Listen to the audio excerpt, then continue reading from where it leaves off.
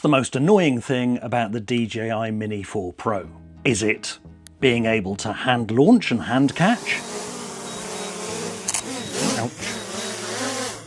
Ouch. Or perhaps getting nice, smooth cinematic movements when you're out filming?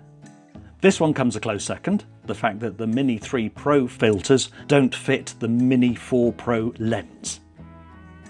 Is it remembering to hit record? Always press record. This is the second time I've done this. No.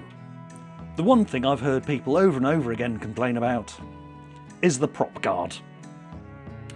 Well, I'm going to show you how I have mastered it.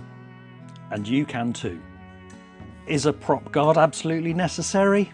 Some people would say possibly, but actually if you're ripping your drone in and out of your photography bag half a dozen times a day, then there could come a point where you accidentally pull one of those propellers or just pull the rubber bits on the end. So if you get used to actually using it, better to use it than not. I mean, what harm's it going to do? Get on with it! Yes, get on with it! So carefully fold up the arms of the drone and fold in the props on the underneath so that they go up next to the feet. Then turn the drone so that the props hang down and grab your prop guard. You'll see that there are two shapes that correspond with the feet of the drone.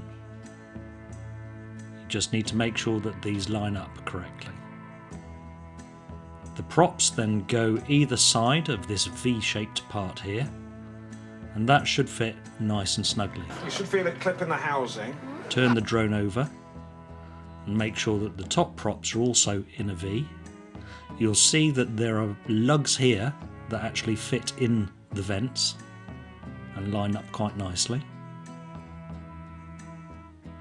Just make a slight adjustment on the props if they're not quite in the right place. And you can see that part that sits in the middle. That should be nice and snug. You can see that part there fits in the vent as well. And if those parts are in, then you should just be able to press on the popper and that'll click in.